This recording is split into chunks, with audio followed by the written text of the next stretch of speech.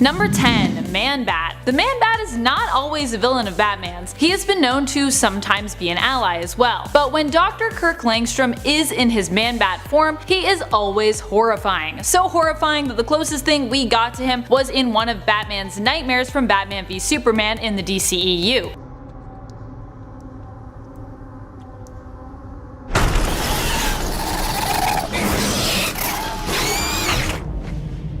However, this wasn't really specified to be Man-Bat specifically. Dr. Langstrom aimed to create a serum to help the deaf and blind, but accidentally made a serum that also transformed anyone who used it into a giant bat-like creature. Both he and his wife suffer from its effects at one point, becoming the Man-Bat and She-Bat respectively. It would be cool to see a horror-style Batman film featuring these two monstrous and sometimes villainous characters. Number 9. Solomon Grundy. While he's appeared in lots of animated films, Solomon Grundy has yet to make his debut in the live-action world of the DCEU. This could be because of his monstrous appearance. Solomon Grundy is a zombie-like villain who sometimes ends up as a hero depending on the circumstances. He has a Frankenstein-type vibe to him as well, which likely makes him too monster-like for the likes of the DCEU. Although there are so many horror-inspired characters and villains in DC Comics that would be cool to see if that genre made its way more into the films. Horror DC, I would watch those movies.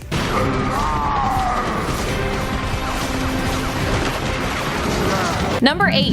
Hugo Strange. Hugo Strange has a place in the television series Gotham, where he is played by B.D. Wong, and is depicted as the chief of psychiatry at Arkham Asylum. But we have yet to see the insane mad scientist make an appearance in the DC Extended Universe. Because he is often closely tied these days to Arkham Asylum both in the comics and in the Batman video games, it would be kind of hard to introduce this madman who has a tendency to experiment on patients and transform them into monsters into the DCEU without first introducing the famed Asylum. Hugo is a formidable and frightening Batman foe, not just because of how insane he is, but because of how brilliant he is too.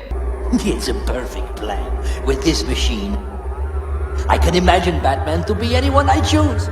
And these fools will pay a fortune for it. He was even able to use his smarts and deductive reasoning to uncover Batman's true identity. Number 7. The Flash. This version of the Flash is actually Reverse Flash, aka Eobard Thawne. I know. In a dark multiverse reimagining of the event Flashpoint, Thawne ends up defeating Barry Allen when the lightning strike meant to give him back his powers instead kills him. Oh no. With Allen now dead, Thawne is free to take his place as the Flash and focus on making the world just how he thinks it should be, basically terrorizing anyone who would potentially act against him and his will. It's frightening to imagine a world where Reverse Flash wins and ends up getting to become his own version of a hero as a result. I feel like Thawne would not make a very good hero. Number 6. James Gordon Jr. He might not be on Mr. Mixie's level in terms of his power set, but James Gordon Jr. is one terrifying and creepy villain. As his name implies, he is related to Commissioner Gordon and is in fact his son. Surprisingly, James is not like his dad and grows up instead to become a psychotic serial killer, exhibiting early warning signs from a young age that there is something very wrong with him. He used to pick apart and torture animals and was suspected as being involved in the disappearance of one of Barbara's friends, Bess Keller, though nothing was ever proven. He ends up returning to Gotham and is revealed to be a full-out serial killer who enjoys torturing his victims to death in Black Mirror. Later on, he ends up joining the Suicide Squad and becomes the team's strategy analyzer. Man, I would not want to work with James Gordon Jr. on the Suicide Squad. I'd be like, ugh,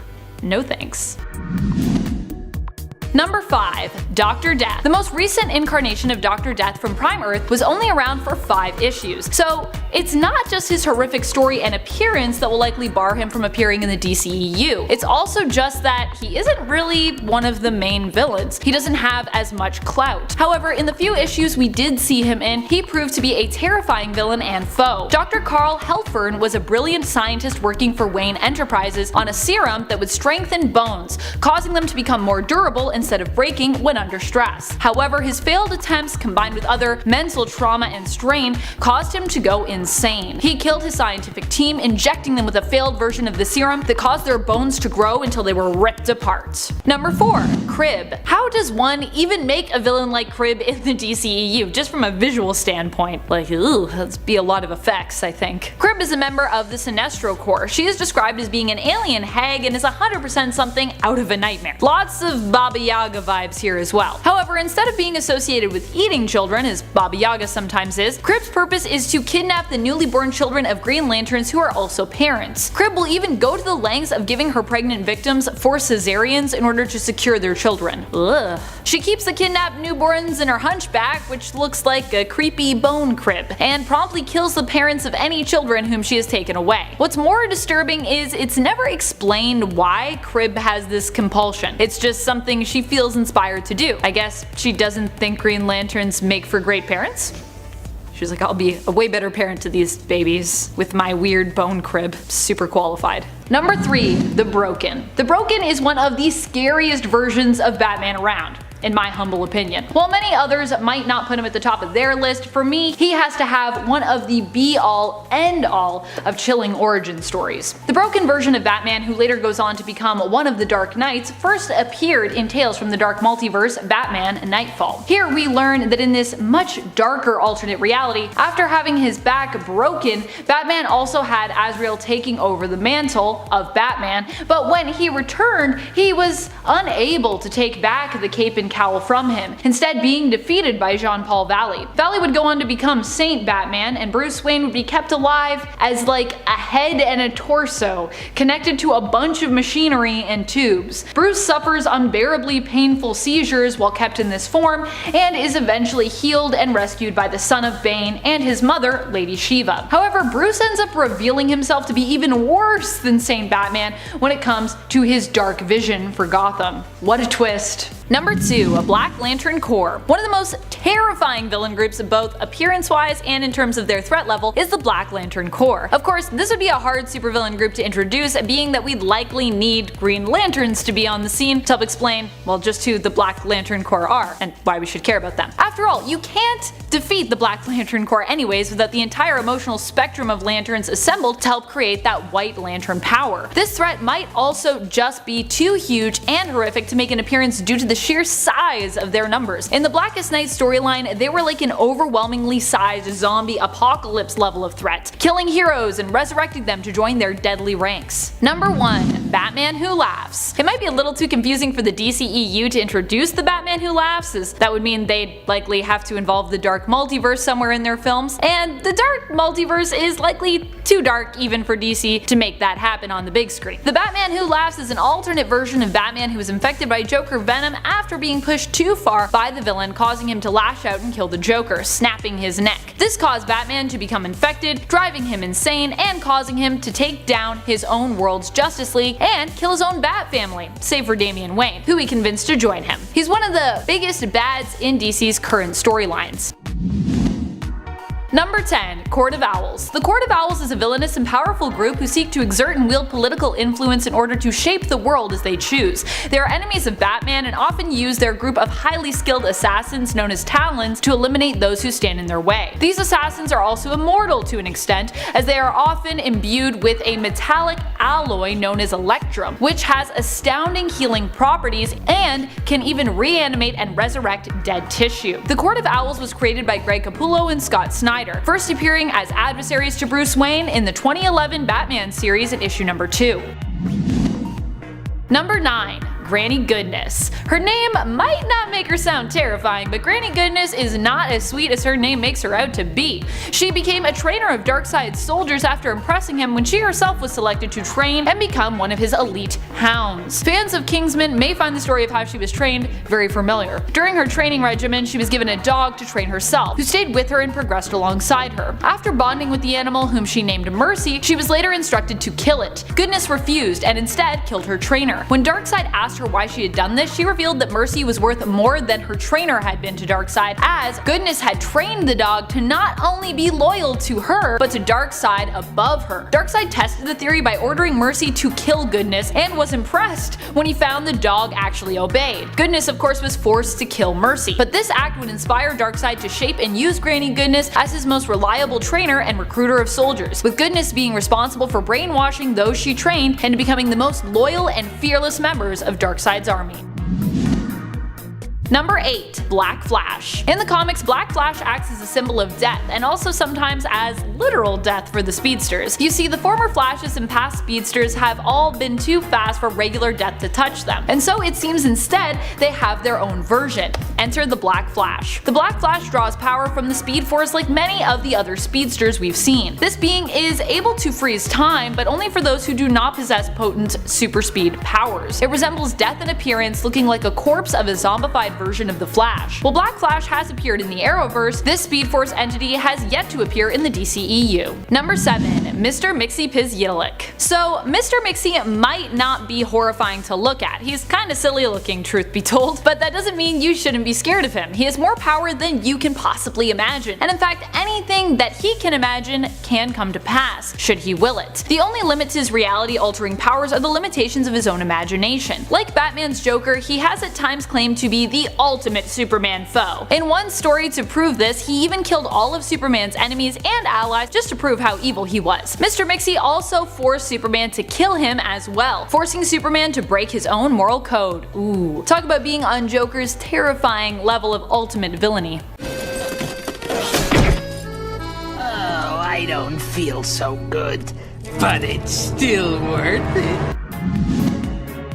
Number 6. Anti-Monitor. Speaking of monitors, we should also quickly touch on another scary and powerful one, sort of the scary and powerful one, the Anti-Monitor. Anti-Monitor is a supremely powerful villain who threatened the very existence of the multiverse during the events of Crisis on Infinite Earths. He controlled the antimatter universe, and is hell-bent on ensuring the destruction of all things. So much so that even after Anti-Monitor is defeated, Nekron ended up trapping the Anti-Monitor's body, and as it was later revealed in Blackest Night, using it as a source of power for the Black Central Power Battery. While we might get a sort of Crisis-inspired storyline in the DCEU with all different alternate universes and timelines from DC in television and film being acknowledged, it's more likely that they'll go the Flashpoint route as opposed to the Crisis on Infinite Earths route. Number 5. The Silenced. Batman is often a figure who evokes fear among villains. Fear in many ways is what gives him presence and gives him power, and a lot of the times it is that fear that he evokes that gives him an advantage. This version of Batman plays up the element of fear, turning it all the way up to 11. In Tales from the Dark Multiverse Batman Hush, we get to see Bruce Wayne become a heroic but still terrifying version of that Hush character. Here he is known as Batman the Silenced. This version of Bruce ends up being taken in by his friend Thomas Elliot's family following the untimely death of his own parents. Becoming increasingly unstable after witnessing their murder, he eventually is committed to an asylum, with Tommy taking over Wayne Enterprises eventually, and going on to become a corrupt senator. Later we discovered that Bruce was faking a worsening psychosis as part of a plot to take out all those really responsible for the death of his parents after uncovering the truth. Here he becomes one of the most fearful symbols of the Bat I have ever seen in the comics. If you want a good scary story, you should check out Batman the Silenced and this issue. It's awesome. And I really want to hear someone play the music that's in it, to be honest. It's so spooky music.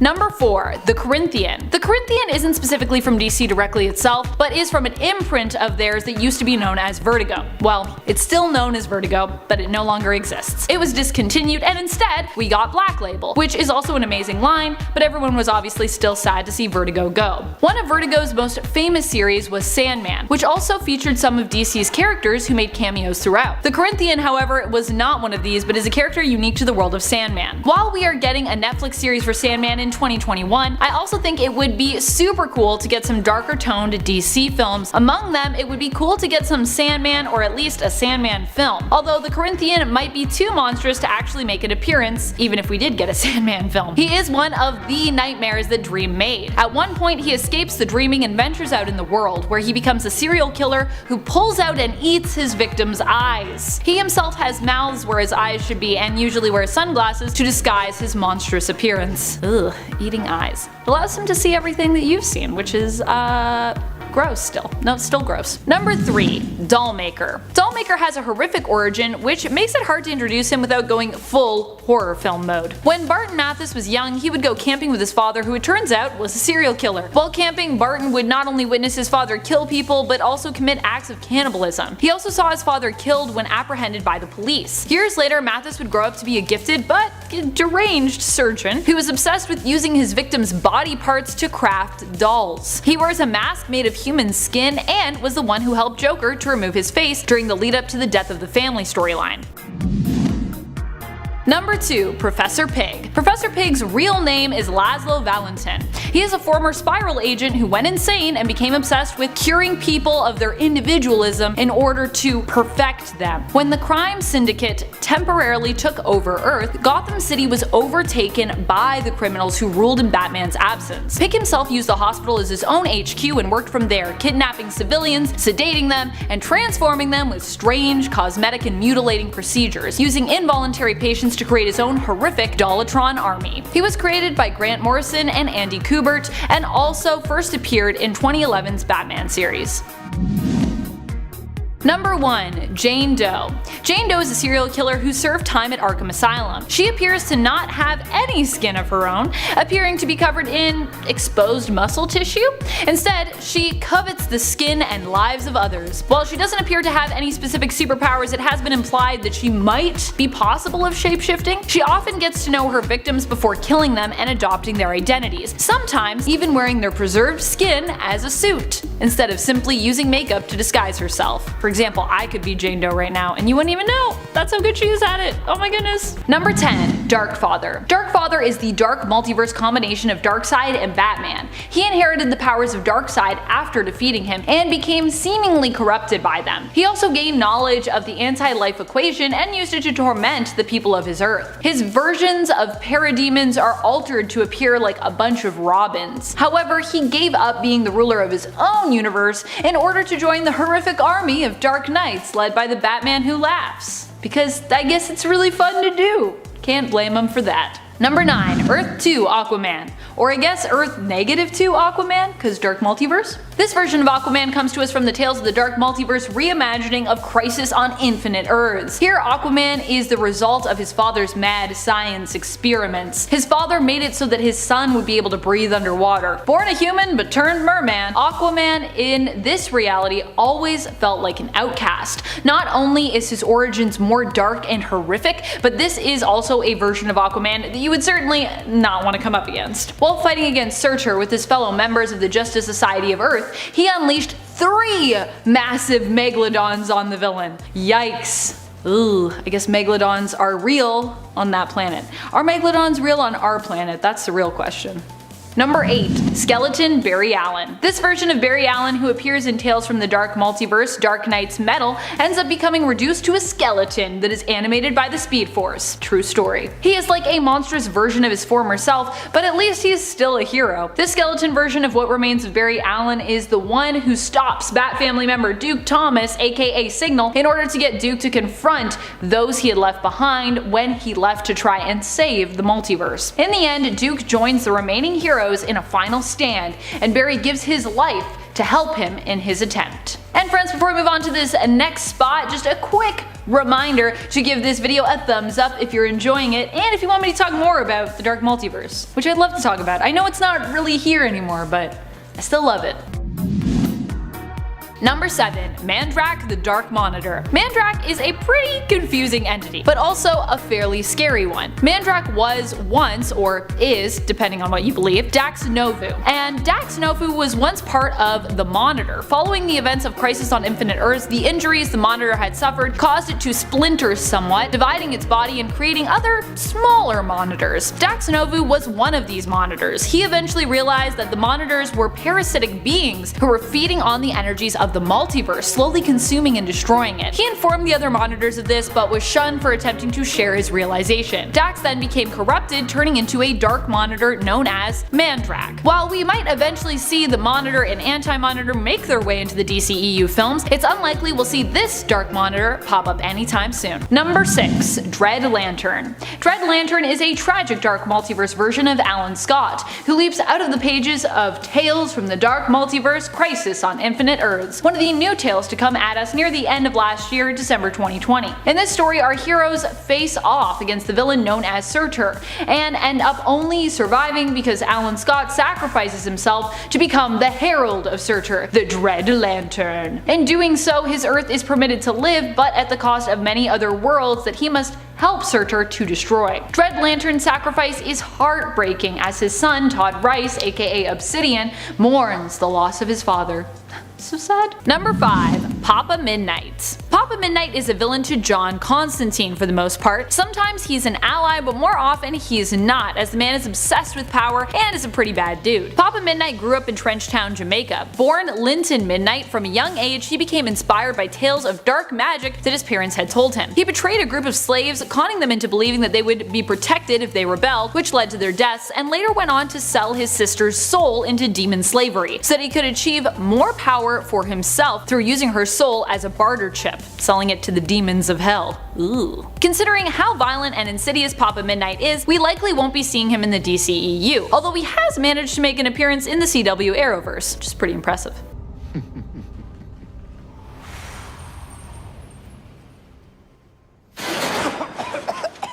Number 4. Robin King. This twisted version of Batman is known as the Robin King. His story is told in Dark Knight's death metal Legends of the Dark Knights. In this reality and story, Bruce Wayne is the one to shoot down his parents so that he can be free of them.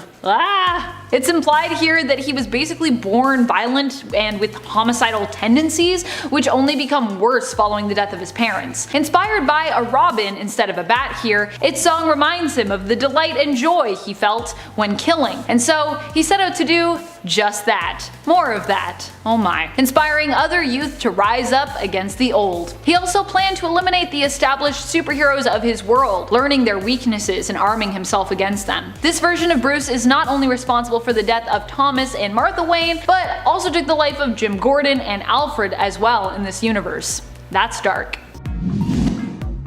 Number 3. Dr. Destiny. Speaking of Sandman, I want to talk in particular about another horrific villain who appeared there, although this one also exists as a horror and supervillain within the direct DC Comics universe as well. There he wielded a device he'd invented called the Materiopticon. This device was later retconned to be Morpheus's Dreamstone, which his mother gave him, when Dr. D appeared in Sandman. Dr. Destiny was hypnotized by the Justice League to prevent him from dreaming and becoming too powerful. As a result, he was driven insane and ended up in Arkham Asylum, wasting away, becoming a skeletal version of himself. When he escaped, he wreaked havoc at an all-night 24 hours diner where he tortured the patrons and staff before Dream finally caught up with him. Thank goodness, cause that issue, woo, it's crazy. Number 2. Gaia. Terra becomes Gaia in the Tales from the Dark Multiverse version of the Teen Titans Judas Contract story. And Gaia? Well, she's pretty terrifying. This whole story is really brutal. Perhaps one of the most brutal tales from the Dark Multiverse. Here, Terra ends up turning on her mentor, Slade Wilson, before going after the Teen Titans themselves, making quick work of them and the established, fully grown heroes who come after them, including Superman. Superman! It's gruesome and heart-wrenching and brutal. So if that is your kind of story, you will definitely want to check out this one and this version of Terra. I kind of hope we somehow get to see her again, to be honest. She's just like such a ruthless villain, and I'm really sad that she probably doesn't exist anymore now. I just bummed myself out.